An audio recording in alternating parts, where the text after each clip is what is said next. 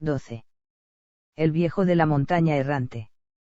Los aludes se precipitaban atronando por las escarpadas laderas de las montañas. Tempestades de nieve se desencadenaban entre las torres de roca de las acorazadas crestas de hielo, caían aullando por cuevas y quebradas y barrían de nuevo las amplias superficies de los glaciares. En aquella comarca no era un tiempo insólito, porque las montañas del destino, que ese era su nombre, eran las mayores y más altas de toda Fanteicha, y su cumbre más formidable llegaba literalmente hasta los cielos. En aquella región de hielos eternos no se atrevían a adentrarse ni los más arriesgados alpinistas. O, dicho más exactamente, hacía ya tantísimo tiempo que alguien había conseguido escalarlas que nadie lo recordaba. Porque esa era una de las leyes incomprensibles de las que tantas había en el reino fantásico. Las montañas del destino solo podían ser vencidas por un escalador cuando el anterior hubiera sido olvidado por completo y no hubiera tampoco inscripción alguna, en piedra o en bronce, que lo recordara. Por eso, todo el que lo lograba era siempre el primero. Allí arriba no podía existir ningún ser viviente, salvo algunos gigantescos gelidones, si es que estos podían considerarse como seres vivos, porque se movían con una lentitud tan inconcebible que necesitaban años para dar un solo paso y siglos para un pequeño paseo. Por eso era evidente que solo podían relacionarse con sus congéneres y no tenían la más mínima idea de la existencia de los restantes seres del mundo fantásico. Se creían los únicos seres vivientes del universo. Y por eso miraban desconcertados, con ojos saltones, aquel diminuto puntito de allí abajo que, por caminos serpenteantes, por salientes de roca apenas transitables de paredes verticales relucientes de hielo, por crestas agudas como cuchillos y por barrancos y grietas profundos, se iba acercando cada vez más a la cumbre. Era la litera de cristal en que descansaba la emperatriz infantil y que era transportada por sus invisibles poderes. Apenas se destacaba del entorno, porque el cristal de la litera parecía un trozo de hielo claro, y la túnica blanca y los cabellos de la emperatriz infantil no podían distinguirse casi de la nieve de alrededor. Llevaba ya mucho tiempo viajando. Muchos días y muchas noches, con lluvia y bajo el ardor del sol, en tinieblas y al claro de luna habían llevado los cuatro poderes su litera, siempre adelante, como ella les había ordenado, siempre adelante, a cualquier parte. Ella no hacía diferencia alguna entre lo que le era soportable y lo que le podía resultar insoportable, lo mismo que antes, en su reino, había permitido por igual las tinieblas y la luz, lo hermoso y lo feo. Estaba dispuesta a exponerse a todo, porque el viejo de la montaña errante podía estar en todas partes y en ninguna. Sin embargo, la elección del camino que recorrían los cuatro poderes invisibles no era totalmente casual. Cada vez con mayor frecuencia, la nada, que se había tragado ya países enteros, les dejaba un solo sendero como única escapatoria. A veces era un puente, una cueva o una puerta, a través de los cuales podían escabullirse. A veces eran incluso las olas de un lago o de un brazo de mar, sobre las que los poderes transportaban la litera con su moribunda, porque para aquellos porteadores no había diferencia entre mar y tierra. Y así habían subido finalmente al mundo de picachos erizados de hielo de las montañas del destino, y seguían subiendo, irresistible e incansablemente. Y mientras la emperatriz infantil no les diera otra orden, seguirían subiendo. Pero ella estaba echada en sus cojines, tenía los ojos cerrados y no se movía. Así estaba ya desde hacía tiempo. Y lo último que había dicho era aquel, a cualquier parte, que había ordenado al despedirse de la torre de marfil. La litera se movía ahora a través de una profunda garganta, un paso entre dos paredes de roca que apenas distaban entre sí más que la anchura de la litera. El suelo estaba cubierto de nieve esponjosa, que podría tener 1 metro de profundidad, pero los porteadores invisibles no se hundían en ella ni dejaban huellas siquiera. El fondo de aquella hendidura entre las rocas estaba muy oscuro, porque la luz del día era solo una delgada franja allá arriba. El camino ascendía poco a poco y cuanto más alto subía la litera tanto más se aproximaba la franja de luz. Luego, casi de una forma inesperada, las paredes de roca se separaron de pronto por completo, dejando ver una amplia llanura blanca y brillante. Aquel era el punto más alto, porque las montañas del destino no acababan en punta, como la mayoría de las otras montañas, sino en aquella meseta, tan extensa como un país. Ahora, sin embargo, se alzaba en medio de aquella superficie, sorprendentemente, una pequeña montaña de aspecto peculiar. Era bastante estrecha y alta, semejante a la Torre de Marfil, pero de un azul luminoso. Se componía de varios picachos de formas extrañas, que se elevaban hacia el cielo como gigantescos carámbanos de hielo invertidos. Aproximadamente a la mitad de la altura de la montaña, descansando sobre tres de aquellas puntas, había un huevo del tamaño de una casa. Formando un semicírculo en torno a ese huevo y detrás de él, subían hacia lo alto, como los tubos de un inmenso órgano, unas agujas azules mayores que constituían la verdadera cumbre. El gran huevo tenía una abertura circular que parecía una puerta o una ventana. Y en aquella abertura apareció un rostro que miró a la litera. Como si la emperatriz infantil hubiera sentido aquella mirada, abrió los ojos y miró también. «Alto», dijo en voz baja. Los poderes invisibles se detuvieron. La emperatriz infantil se incorporó. «Es él», continuó. «El último trecho del camino tengo que hacerlo sola. Esperadme aquí, suceda lo que suceda». El rostro de la abertura redonda del huevo había desaparecido. La emperatriz infantil bajó de la litera y se puso a caminar por la extensa llanura de nieve. Era una marcha fatigosa, porque iba descalza y la nieve estaba endurecida.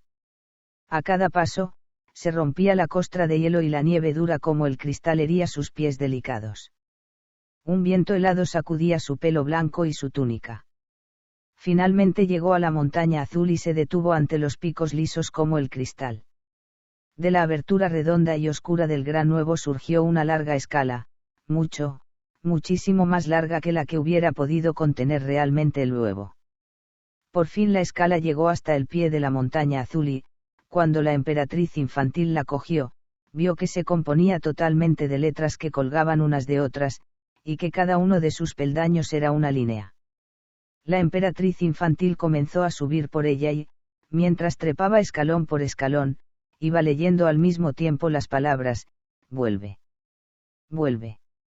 Vete. Vete. Esto no es ningún juguete. No me subas.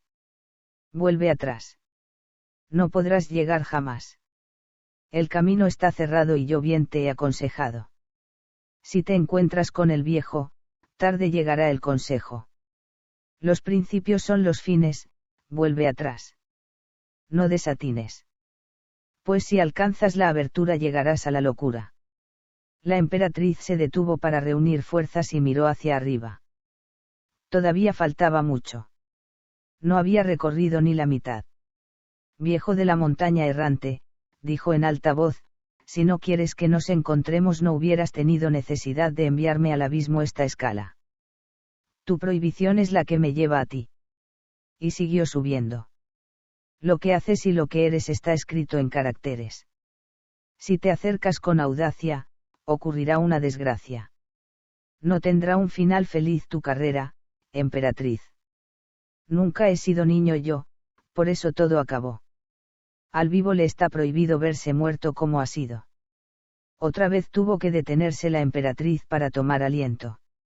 Ahora estaba muy alta y la escala se balanceaba en la tormenta de nieve como una rama. La emperatriz infantil se aferró a los helados renglones de letras y subió el último tramo de la escalera.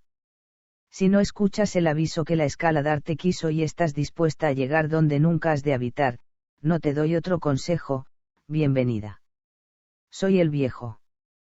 Cuando la emperatriz infantil hubo subido los últimos peldaños, dio un suave suspiro y miró hacia atrás. Su túnica amplia y blanca estaba rasgada, se había quedado enganchada en todos los signos de puntuación, ángulos y puntas de la escala de letras. Aquello no era nuevo para ella, porque las letras no siempre la trataban bien. Era una cuestión de reciprocidad. Vio antes y el huevo y la abertura redonda en que terminaba la escala. Entró por ella. La abertura se cerró inmediatamente detrás. Sin moverse, la emperatriz infantil esperó en la oscuridad lo que pudiera suceder. Sin embargo, al principio no pasó nada en mucho tiempo. Aquí estoy, dijo ella por fin en la oscuridad, en voz baja. Su voz resonó como en un gran salón vacío, o había sido otra voz, mucho más profunda, la que le había respondido con las mismas palabras. Poco a poco se pudo ver en las tinieblas un resplandor rojizo y débil.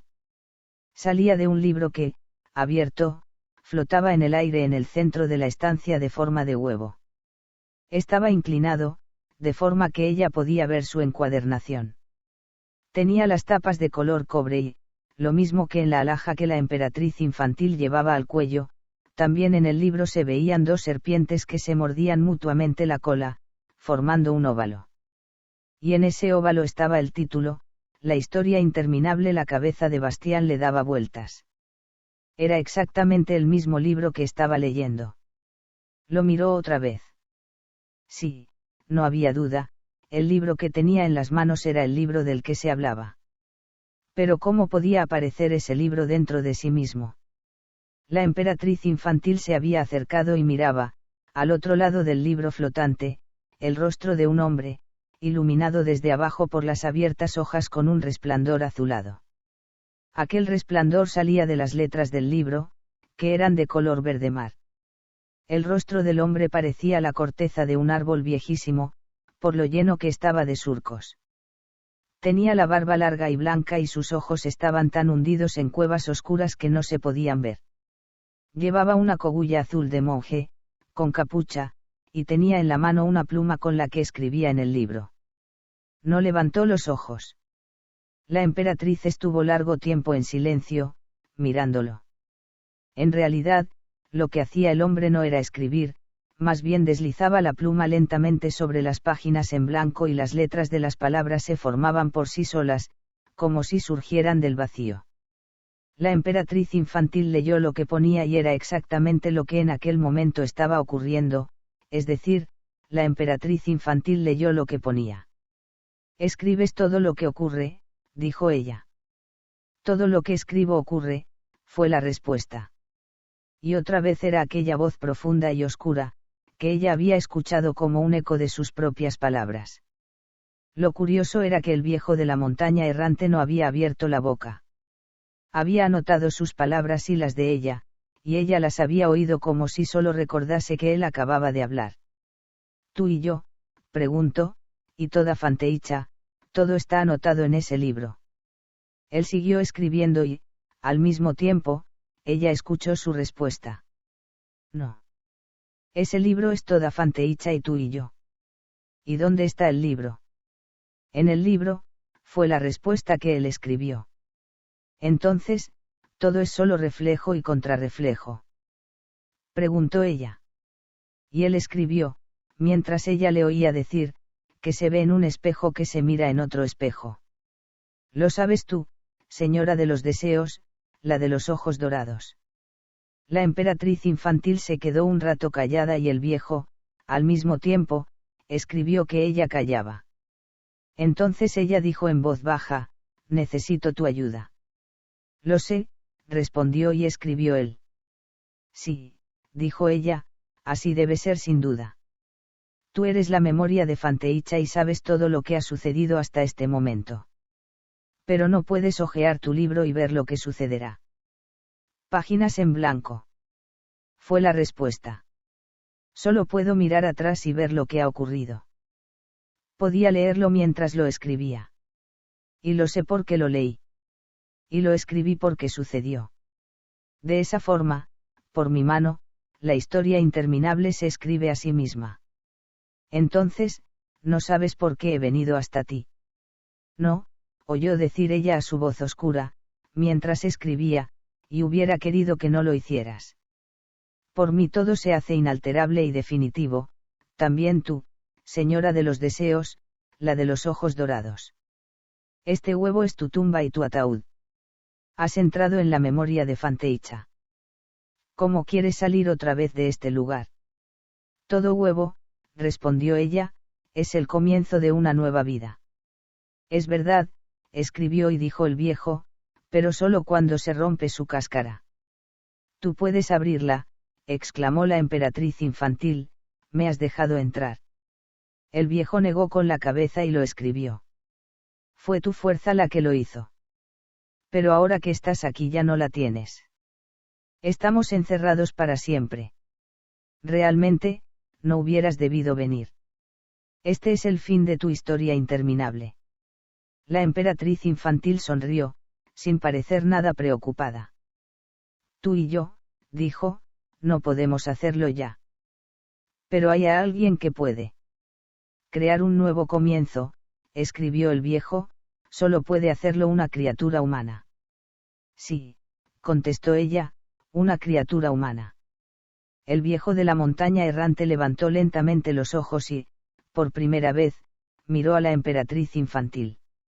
Era como si aquella mirada llegase del otro extremo del universo, de tanta distancia y tanta oscuridad venía. Ella le correspondió con sus ojos dorados, sosteniéndole la mirada. Fue como una lucha silenciosa e inmóvil. Por fin, el viejo se inclinó otra vez sobre su libro y escribió, respeta las fronteras, que también valen para ti. Lo haré, respondió ella, pero aquel de quien hablo y al que espero las ha traspasado hace tiempo. Él lee ese libro en que escribes y se entera de cada palabra que pronunciamos. Por lo tanto, está con nosotros.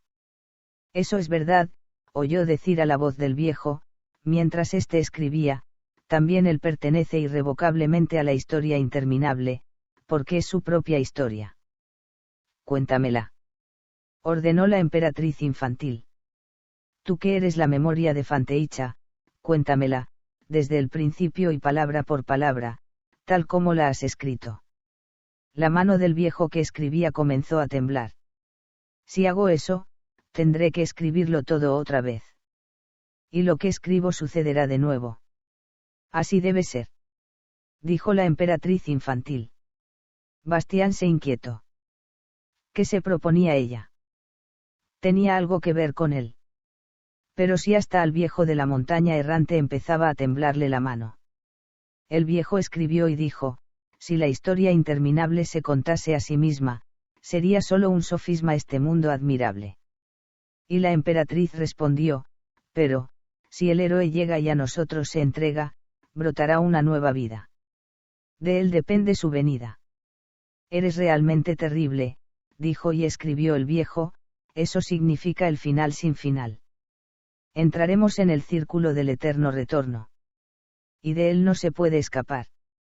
Nosotros no, respondió ella, y su voz no era ya suave sino dura y clara como un diamante, pero tampoco él.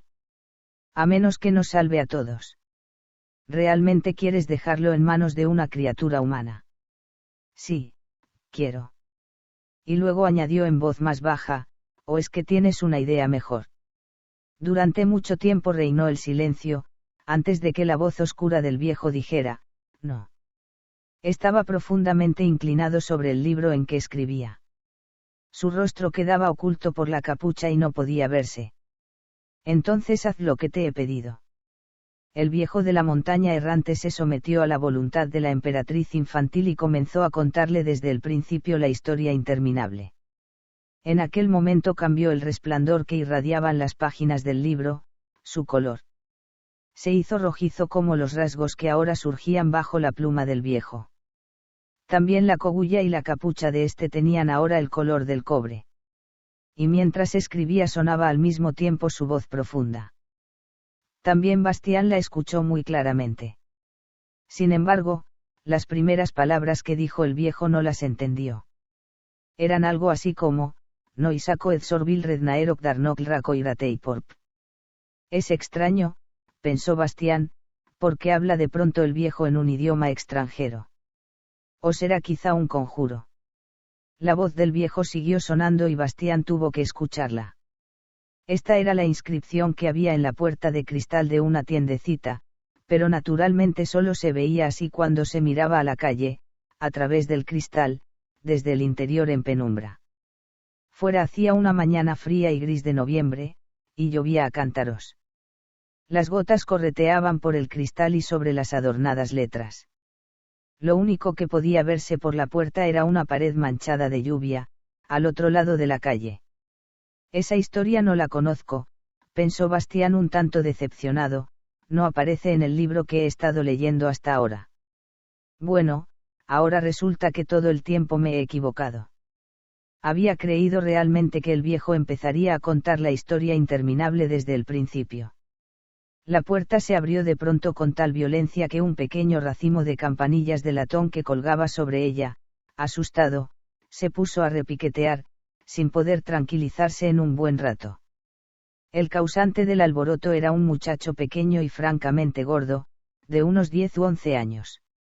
Su pelo, castaño oscuro, le caía chorreando sobre la cara, tenía el abrigo empapado de lluvia y, colgada de una correa, llevaba a la espalda una cartera de colegial. Estaba un poco pálido y sin aliento, pero, en contraste con la prisa que acababa de darse, se quedó en la puerta abierta como clavado en el suelo. Mientras Bastián leía esto, oyendo al mismo tiempo la voz profunda del viejo de la montaña errante, comenzaron a zumbarle los oídos y a írsele la vista. Lo que allí se contaba era su propia historia.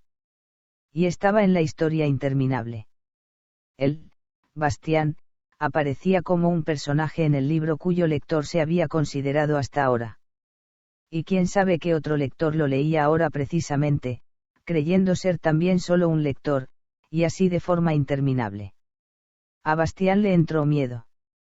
De pronto tuvo la sensación de no poder respirar. Se sentía preso en una prisión invisible.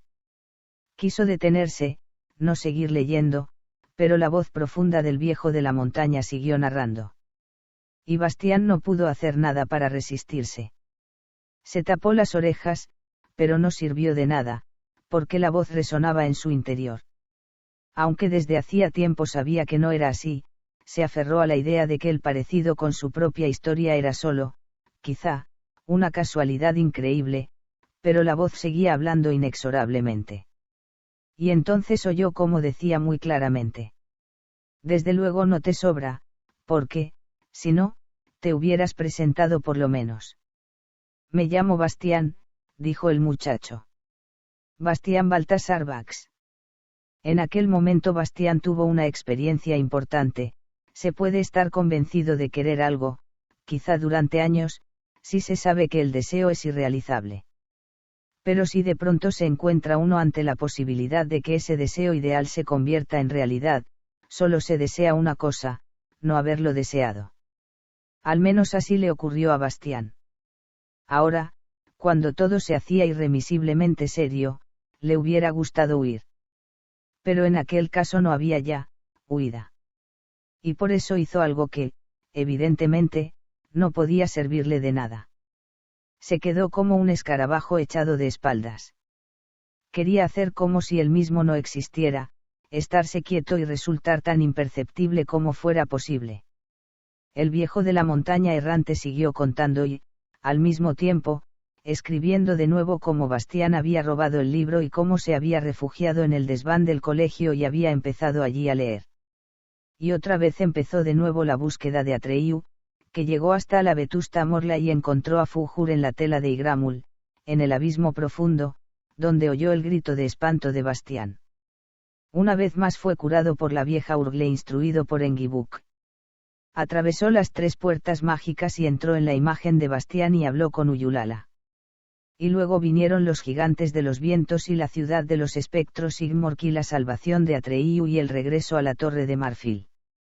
Y entre tanto sucedió también todo lo que Bastián había vivido, las velas encendidas y la forma en que había visto a la emperatriz infantil y ella había esperado inútilmente que él llegase. Y una vez más ella se puso en camino para buscar al viejo de la montaña errante, una vez más subió la escala de letras y entró en el huevo y otra vez se desarrolló, palabra por palabra, toda la conversación sostenida por los dos, que terminaba cuando el viejo de la montaña errante empezaba a escribir y contar la historia interminable. Y entonces comenzó todo otra vez desde el principio, inalterado e inalterable, y otra vez terminó todo en el encuentro de la emperatriz infantil con el viejo de la montaña errante, que una vez más comenzó a escribir y a contar la historia interminable, y así seguiría durante toda la eternidad, porque era totalmente imposible que algo cambiara en el desarrollo de los acontecimientos. Solo él, Bastián, podía intervenir.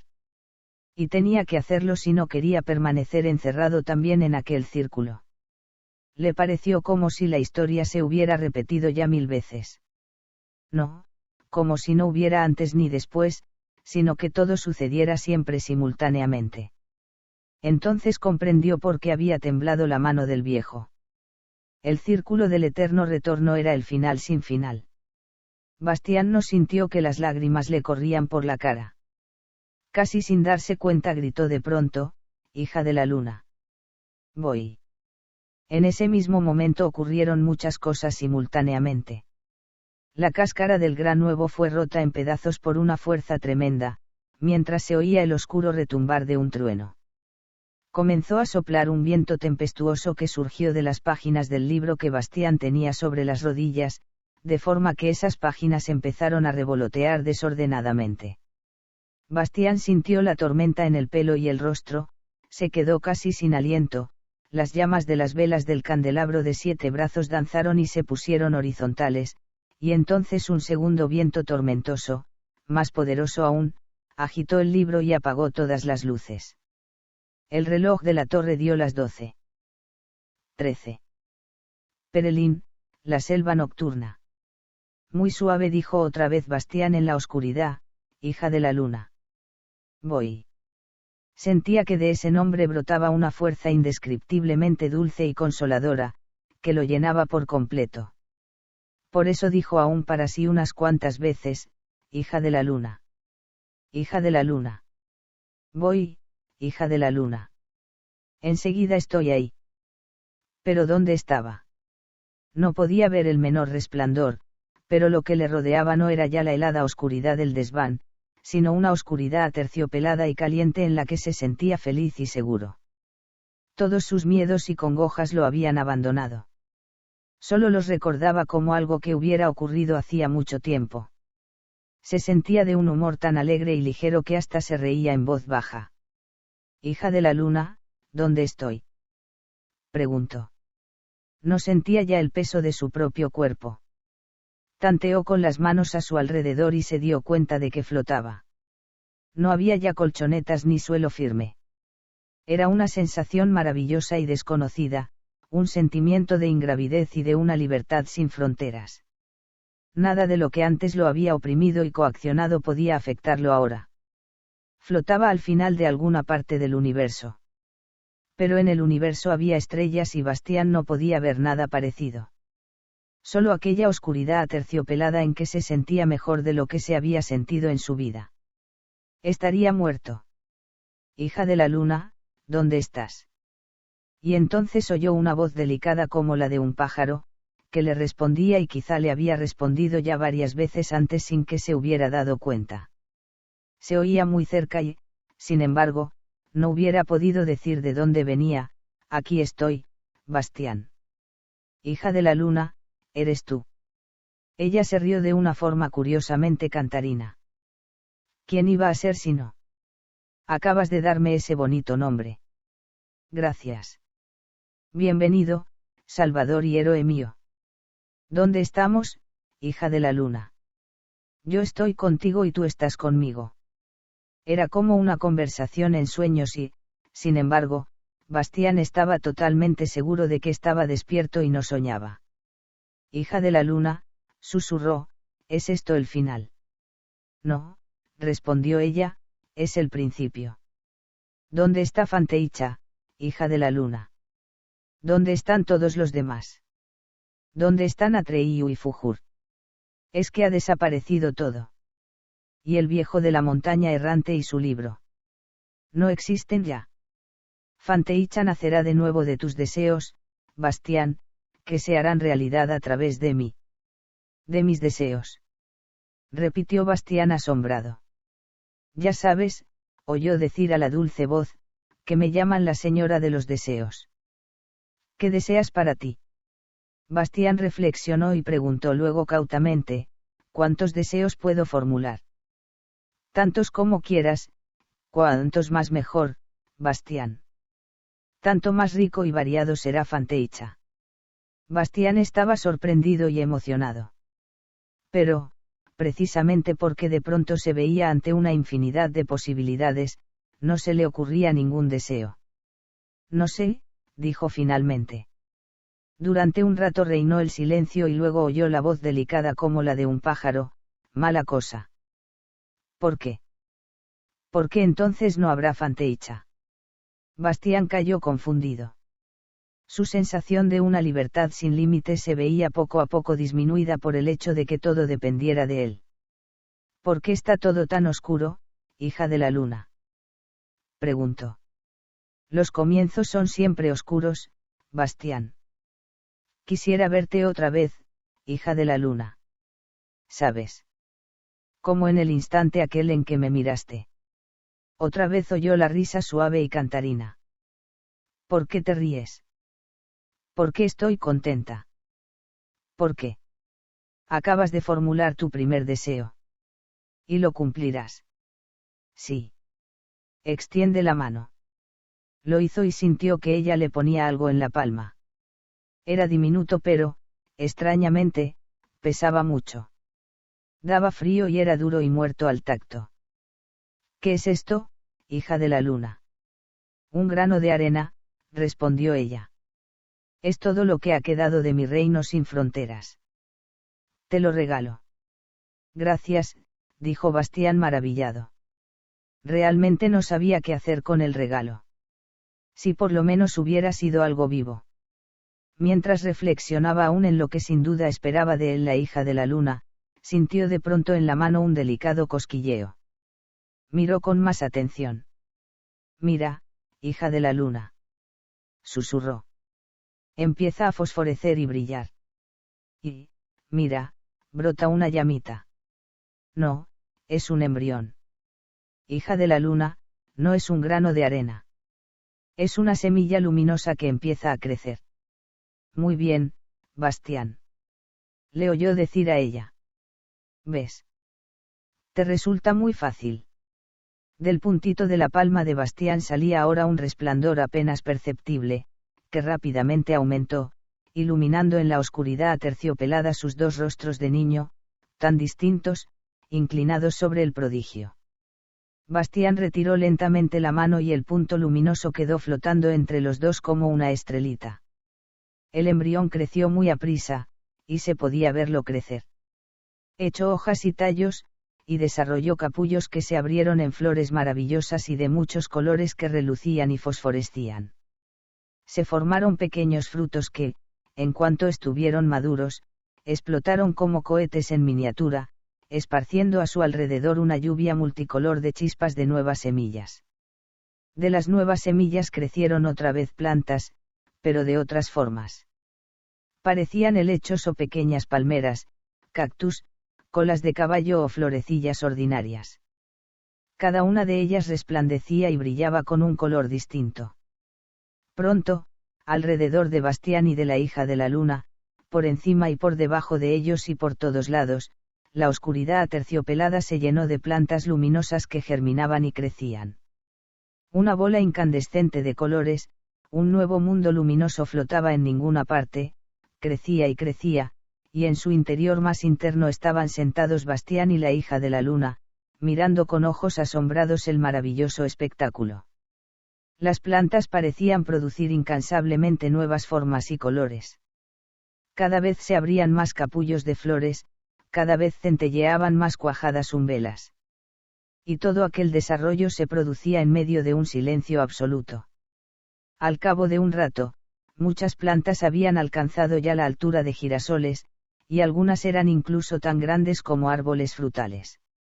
Había plumeros o pinceles de hojas largas de un verde esmeralda, o flores como colas de pavo real, llenas de ojos con los colores del arco iris.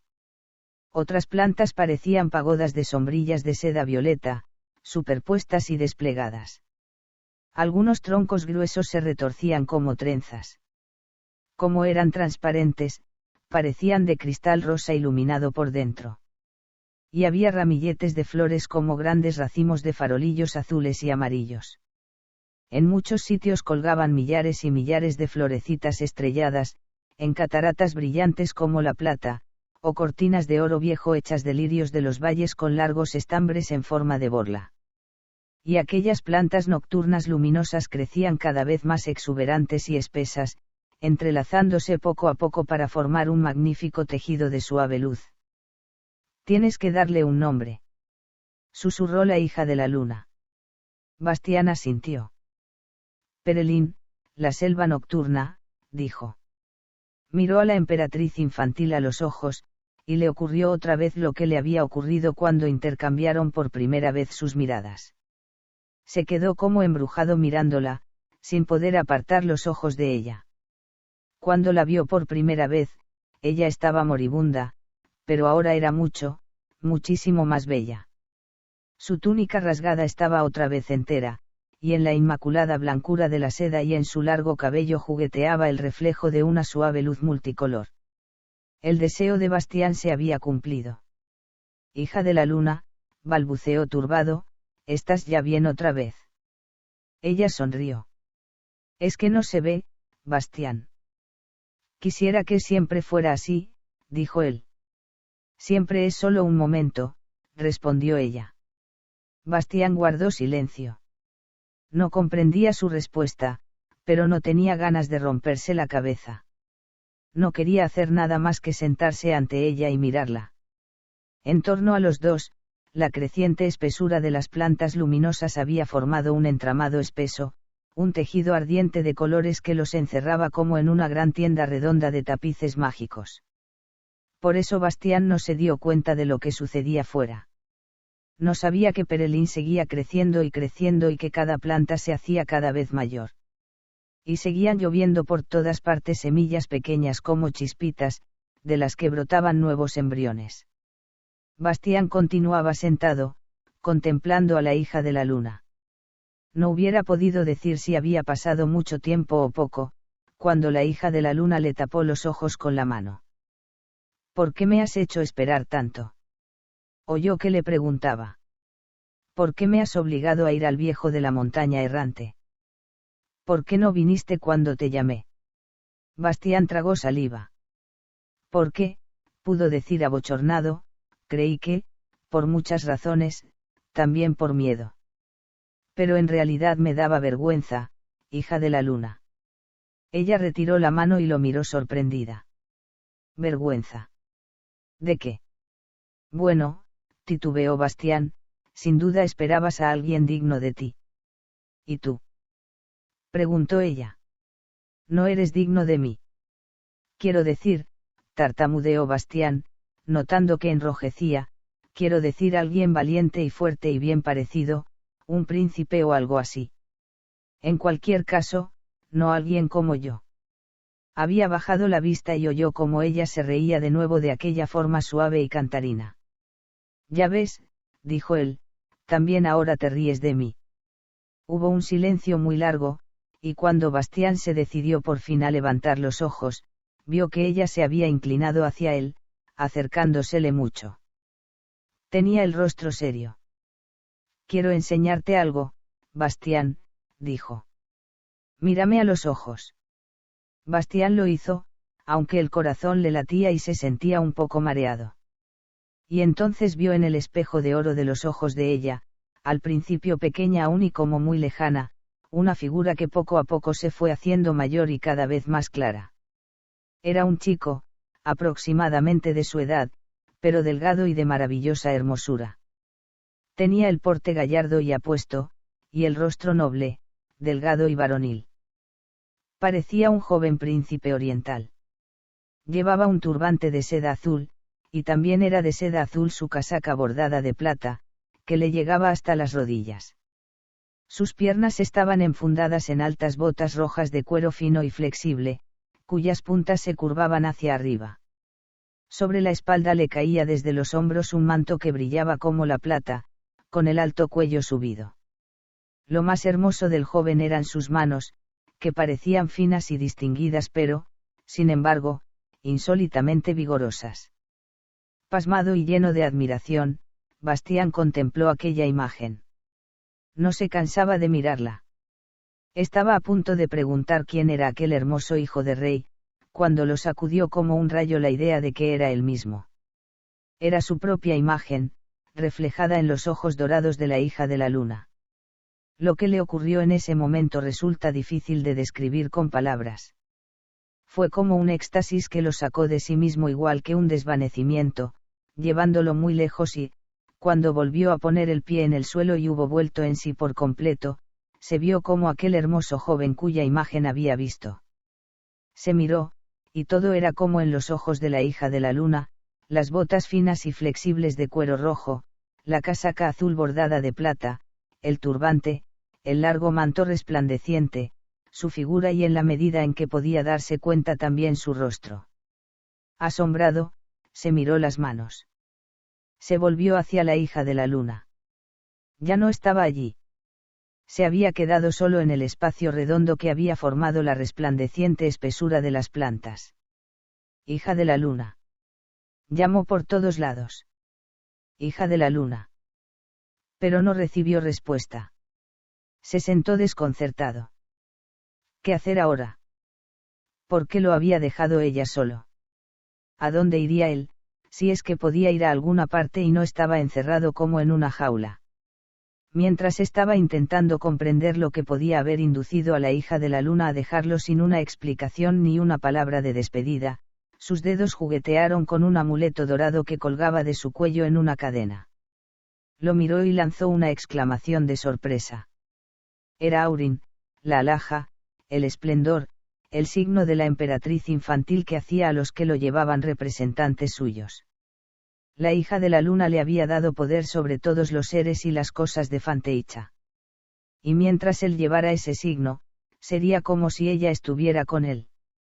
Bastián miró largo tiempo las dos serpientes, clara y oscura, que se mordían mutuamente la cola formando un óvalo. Luego volvió el medallón y, con gran sorpresa por su parte, encontró en el reverso una inscripción. Eran 4 palabras breves, escritas con unas letras peculiarmente entrelazadas: haz lo que quieras. De aquello no se había hablado hasta entonces en la historia interminable. No habría notado Atreyu esa inscripción. Pero eso no importaba ahora. Lo importante era solo que esas palabras le daban permiso, no, lo animaban claramente a hacer todo lo que tuviera ganas de hacer. Bastián se acercó a la espesura ardiente de plantas para ver si podía atravesarla y por dónde, y vio con agrado que se podía apartar sin esfuerzo como una cortina. Salió afuera. El crecimiento suave y, al mismo tiempo, superpotente de las plantas nocturnas había continuado sin interrupción, y Perelín se había convertido en una selva como nunca habían visto ojos humanos antes que Bastián. Los grandes troncos tenían ahora la altura y el grosor de torres de iglesia, y sin embargo, seguían creciendo y no dejaban de crecer. En muchos lugares, las gigantescas columnas de un brillo lechoso estaban tan próximas entre sí que era imposible pasar. Y seguían cayendo, como una lluvia de chispas, nuevas semillas. Mientras Bastián andaba a través de la bóveda luminosa de aquella selva, se esforzaba por no pisar ninguno de los resplandecientes brotes del suelo, pero pronto resultó imposible. Sencillamente, no había un palmo de tierra donde no brotase algo. Por eso acabó por seguir adelante sin preocuparse, por donde los enormes troncos le dejaban paso libre. A Bastián le gustaba ser bien parecido. El que no hubiera nadie para admirarlo no le molestaba lo más mínimo. Al contrario, se alegraba de disfrutar solo de aquel placer. No le importaba nada la admiración de los que hasta entonces lo habían despreciado. Ya no. Pensó en ellos casi con compasión. En aquella selva en que no había estaciones del año ni tampoco cambios del día a la noche, la experiencia del tiempo era también muy distinta de la que Bastián había tenido hasta entonces. Y por eso no sabía cuánto tiempo llevaba ya andando por la selva. Sin embargo, poco a poco, la alegría de ser bien parecido cambió, se convirtió en algo natural. No es que lo hiciera menos feliz, sino que le parecía no haber sido nunca distinto. Aquello tenía un motivo, que Bastián solo supo muchísimo tiempo después y que ahora no sospechaba. A cambio de la hermosura que se le había concedido, iba olvidando poco a poco que en otro tiempo había sido gordo y de piernas torcidas.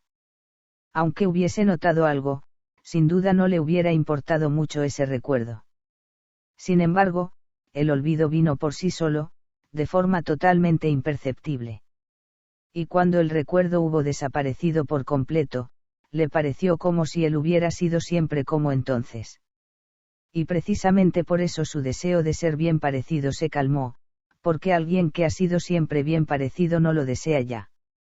Apenas había llegado a ese punto cuando sintió cierta intranquilidad y se despertó en él un nuevo deseo. Ser solo bien parecido no servía de nada. Quería ser también fuerte, más fuerte que nadie. El más fuerte que hubiera. Mientras seguía andando por Perelín, la selva nocturna, comenzó a sentir hambre. Cogió aquí y allá algunos de los frutos luminosos y de extrañas formas y probó cautelosamente si eran comestibles. No solo lo eran, como comprobó con satisfacción, sino que sabían también extraordinariamente bien, unos agrios, otros dulces, otros un poco amargos, pero todos realmente apetitosos.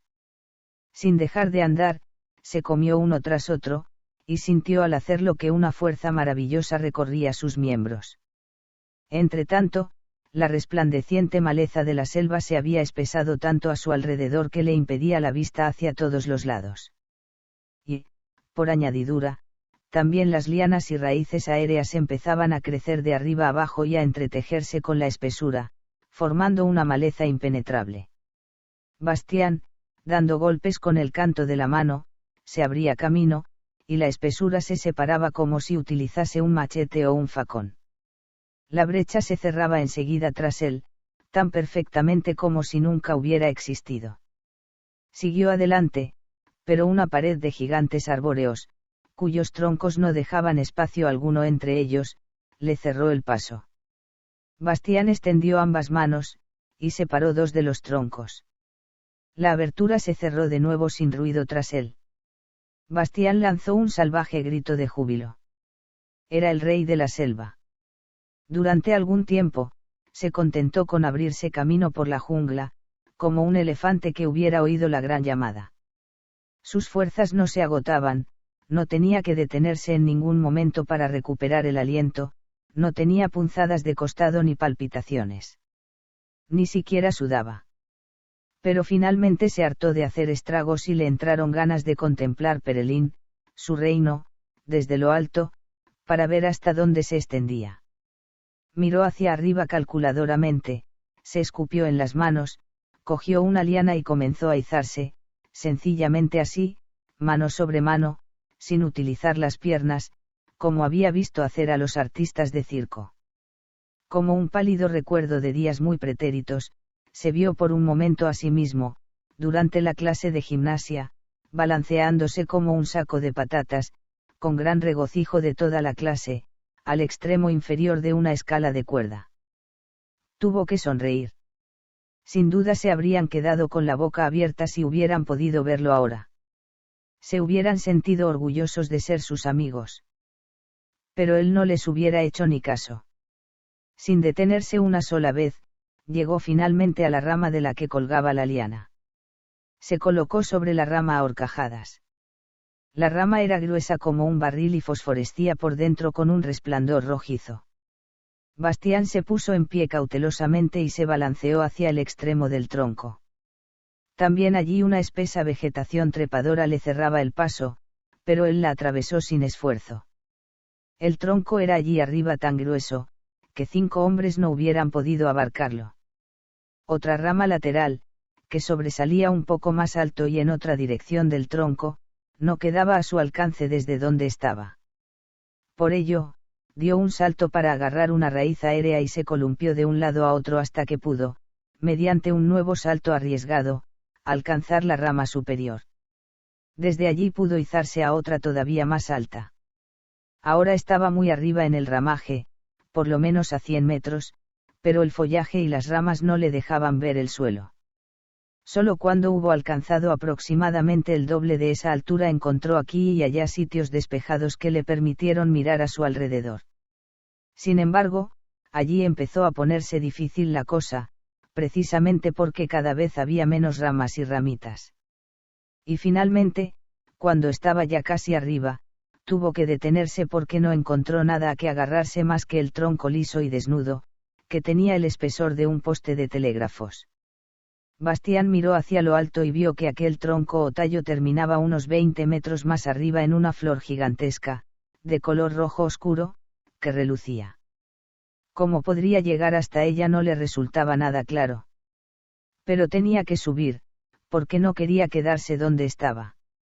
Por consiguiente, abrazó el tronco y trepó los últimos 20 metros como un acróbata. El tronco se columpiaba a un lado y a otro y se curvaba como una brizna de hierba en el viento. Por fin estuvo arriba, inmediatamente debajo de la flor, que se abría hacia lo alto como un tulipán. Consiguió introducir una mano entre sus pétalos. De esa forma encontró un asidero, obligó a la flor a abrirse más y se hizo hasta ella.